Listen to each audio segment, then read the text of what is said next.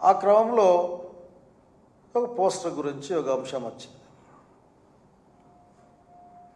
నిజంగా నాకు ఆశ్చర్యకరంగా ఉంది. ఆంధ్రప్రదేశ్ రాష్ట్ర రాజకీయాలు ప్రజల గురించి మాట్లాడకుండా, ప్రజల క్షేమాన్ని వాళ్ళ అంశాల గురించి మాట్లాడకుండా కేవలం ఒక 2-3 పదాలను పట్టుకొని రాజకీయాలు నడిపించేంత దుస్థితికి రాష్ట్ర రాజకీయాలను తీసుకుని వస్తున్నారా మీరున్న సంగతి గుర్తుపెట్టుకోవాలి. నాకైతే చాలా అసలుకి థింగ్.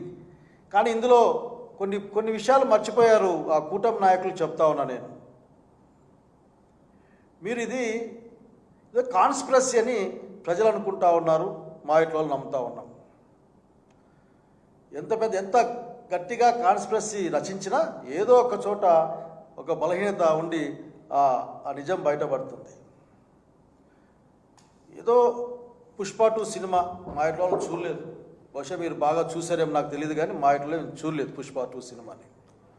పుష్ప 2 సినిమాలో ఒక డైలాగ్ ఉంది. ఆ డైలాగ్ని వైఎస్ఆర్సీపీ కాంగ్రెస్ పార్టీకి ఆపాదిస్తూ ప్రతి ఒక్కరూ మాట్లాడే ప్రయత్నం చేయడమే. అందులో ఏముండదు. మరి ఒకటే జగన్ జగన్ జగన్ అని జగన్ భజన చేయడం తప్ప, అది ఆయన పేరు అనుకొని మాట్లాడడం తప్ప నాకు ఇంకేం కనపడలేదు. అసలుకి ప్లకార్డు పట్టుకున్న దాంట్లో ఎవరని ఏమైనా ఉందా? ఇదే కదా ప్లకార్డు, ఇది కళ్ళెదురుగుంది. ఆఖరికి ఆ జగన్ బొమ్మ ఉంది. పైన ఫిబ్రవరి వచ్చే 29లో వైఎస్ఆర్సీపీ వచ్చిన వెంటనే గంగమ్మ తల్లి జాతరలు అదేదో వాళ్ళైతే బాగా చెప్పగలరు నాకంటే కూడా పదాలని వాళ్ళు చెప్పారు. వచ్చిన భాష వాళ్ళకి మేము నేర్చుకోవాల్సిన భాష ఇది. నేర్చుకోలేక ఇటు వీళ్ళ కోసం ఈ భాషలు మేము నేర్చుకోవాల్సి వస్తూ ఉంది. ఇతను ఎవరబ్బా అని మనం లెక్కేసుకొని చూస్తే ఇతను తెలుగుదేశం పార్టీ కార్యకర్త, తెలుగుదేశం పార్టీ సభ్యుడతను. ఇదిగో ఇదే ఆ సభ్యత్వం ఒక కార్డు. బహుశా ఐడి కార్డులు ఇచ్చే అలవాటు తెలుగుదేశంలో బాగుంటుంది. ప్రధానికి ఒక కార్డు వేసి మళ్ళీ తగిలేస్తూ ఉంటారు. అదంతా అంతేనా, తగిలిస్తూ ఉంటారు. దీంట్లో ఆయన పేరు రవితేజ బొడ్డెద్దు అని ఉంది. ఇంకా మిగతా అన్నీ ఉన్నాయి. పోలింగ్ నెంబర్ ఎంత, అదెంత, ఇదెంత అని అనేక విషయాలు దీంట్లో ఉన్నాయి. దీంట్లో ఉన్న దాంట్లో వీళ్ళకి ఒక నంబర్ ఇస్తారు. ఈ నంబర్ కరెక్టో కాదు అని మళ్ళీ క్రాస్ చెక్ చేయించాం. 100,000, 10,000, 10 లక్షలు 23,91,000 కూర్బాలు. ఇది 2,39,11,302 దాని నంబర్. ఇది మెంబర్షిప్ కార్డు. దీంట్లో క్రాస్ చెక్ చేసి ఇది కూడా అంతే, ఇది కూడా అదే సంఖ్య కలిగింది. ఆఖరిలో 302 అని. 24-26 సంవత్సరానికి ఇచ్చిన కార్డు ఇది. ఇంకా 26 ఇంకా రాలే. సో నేను ఈ మాట అడగవచ్చు కదా, అడిగితే ఇబ్బంది ఏం రాదు కదా మీకు. మీరే దీన్ని మీ కార్యకర్త కంటే ఇట్లా ఫ్లకార్లు ప్రింట్ చేయడానికి ఎవరికి కూడా అదేంది నిబంధన ఏంది లేదు. పేటెంట్ హక్కే ఉండదు. ఎవరైనా బొమ్మ తీసిపోతే దీన్ని చేసిస్తారు. కింద ఏ పేరు రాసి ఏ కష్టం వస్తుందో అదేం పట్టుకోలే. ఇది అంత ఉత్సాహవంతుడు అతని పేరు రాసుకోండేవాడు, ఎందుకంటే చూపించేకైనా ఇట్లా. మీ కార్యకర్త, మీ సభ్యుడు, లాస్ట్లో 302 వచ్చే విధంగా ఉన్న మీ సభ్యుడు ఒక ఫ్లకార్డు పెట్టుకొని వైసీపీ వచ్చిన తర్వాత ఏమో చేస్తామని రాస్తే 2 అనుకోవాలి. ఒకవేళ వైసీపీ పొరపాటున వస్తే మీ సంగతి తేలుస్తాం. వైసీపీ వాళ్ళు గెలవకూడదని అర్థం తెచ్చుకోవచ్చు. దీన్ని చూసలేదని సరే. వైసీపీ గెలిస్తే 2029లో మీ సంగతి అని అనుకోవచ్చు. కనుక దీన్ని మీరు ఒక కుట్రపూరితంగా జగన్మోహన్ రెడ్డి గారికి వస్తున్న అపూర్వమైన ప్రజాదరణని చూసి తట్టుకోలేక దాన్ని ఏదో విధంగా డిస్టార్ట్ చేసేందుకోసం దీన్ని వార్తాపత్రికలకో లేకపోతే మీడియాలకు అందించిన వాళ్ళు ఎవరు? అక్కడున్న వాళ్ళు చూడలే, ఎవరు చూడలే.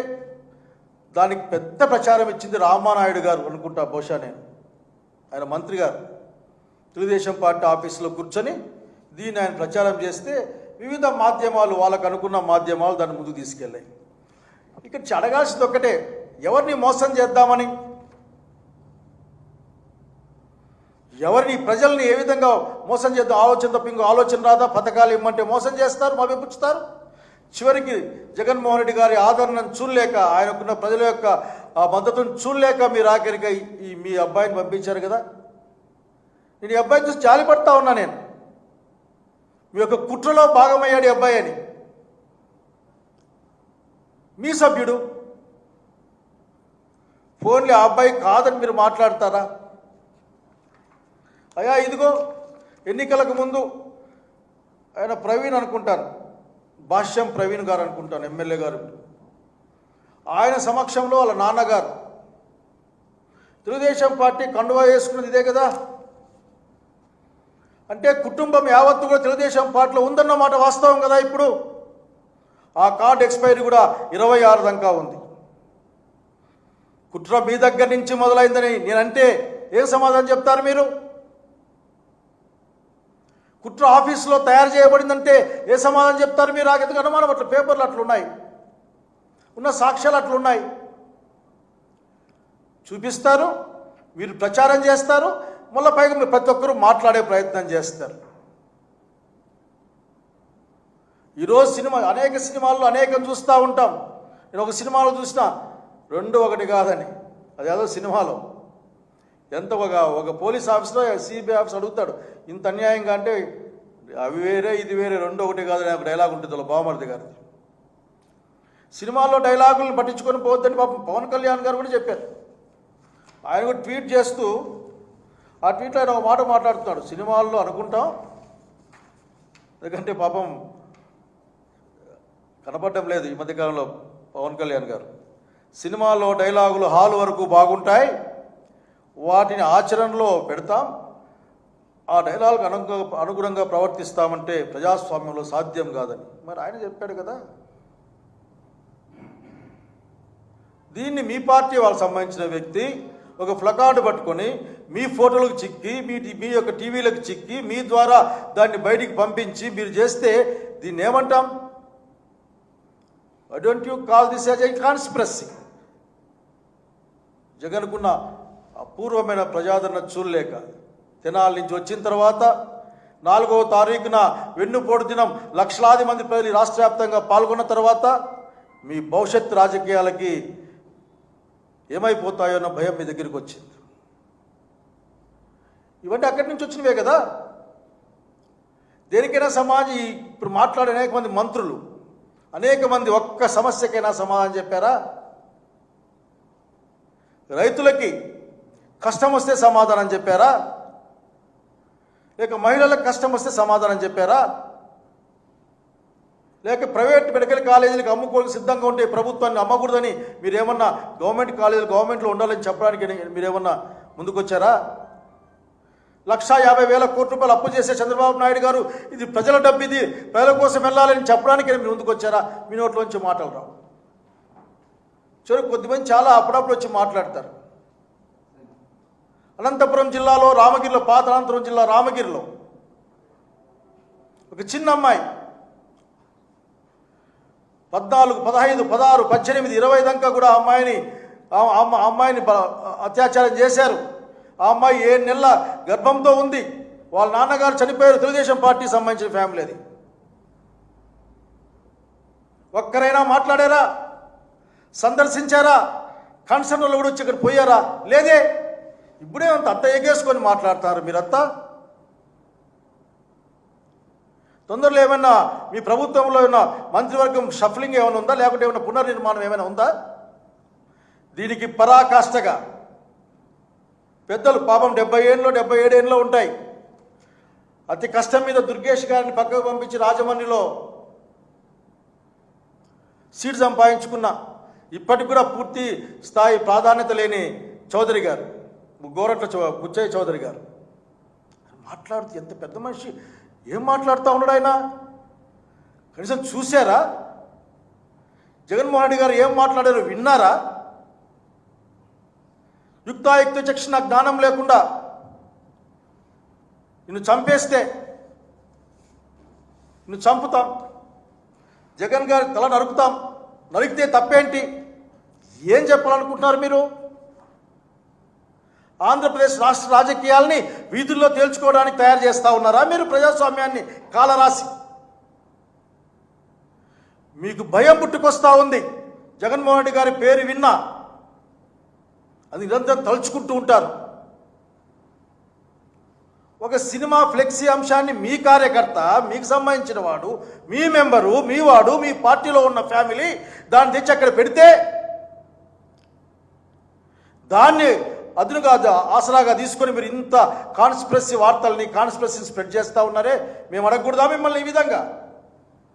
అనుమానం మొదలైంది అందరికీ కూడా. జగన్మోహన్ రెడ్డి గారి పర్యటనలకి రక్షణ ఉండదు. Z+ కేటగిరీ రక్షణ ఉండదు. ఎక్కడేసి రక్షణ ఉండదు. మిర్చాడుకు పోతే వదిలేస్తారు, తెనాలికి పోతే వదిలేస్తారు, పొదిలికి పోతే వదిలేస్తారు, ఎక్కడికి పోయినా వదిలేస్తారు, చురికి పెళ్లికి పోయినా వదిలేస్తారు. రాప్తార్ లాంటి ప్రాంతం అయితే ఆఖరికి ఆల్మోస్ట్ దాదాపు అభిమానం అన్నది హెలికాప్టర్ పగిలిపోయేదాకా వచ్చిందని మాట్లాడుకుంటూ ఉన్నాం మనం. మీరు ఎట్లా కేసులు పెడతారు వాళ్ళ మీద?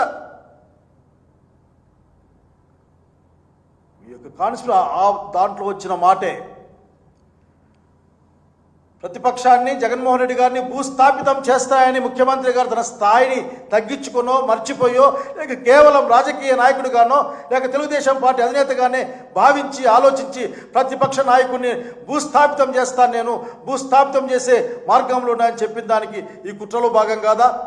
కాదంటే మీరు ఏం సమాధానం చెప్తారు? భాష గురించి మాట్లాడతారా? మీ వీడియోలు పంపిస్తాం, మీకు చూసుకోండి. వాళ్ళ అమ్మ మొగుడనో, వాళ్ళ నాయనమ్మ మొగుడనో రకరకాలుగా మాట్లాడారు మీరు. ఇంకా పెద్ద పెద్ద భాష వాడారు మీరు. అట్లాగే ఇప్పుడు సకల శాఖ మంత్రిగా ఎదుగుతున్నా ఒక పెద్ద మనిషి కడ్రాయిలతో పరిగెత్తిస్తామని చెప్పలేదా? ఇంకొక ఆయన దేవునికి మొక్కోండి, మీరు అధికారులు మేము వస్తే మీ సంగతి నీకు పెద్ద డైలాగు. మీరు వినలేదా? బహుశా విని సంతోషపడి ఉంటారు మీరు. అట్లాగే ప్రశ్నిస్తా వచ్చిన పెద్ద మనిషి కూడా ఎన్ని మాట్లాడారు? వైసీపీ కార్యకర్తల్ని, నాయకులను ఉద్దేశించి ఎంత భాష వాడారు? ఊగిపోయారే. మరి మీరు భాష గురించి మాట్లాడితే ఎట్లా? ఒక విలేకరు అడిగిన ప్రశ్నకి, లేక విలేకరు అడిగిన ఒక మాటకు ఏందో చెప్పండి.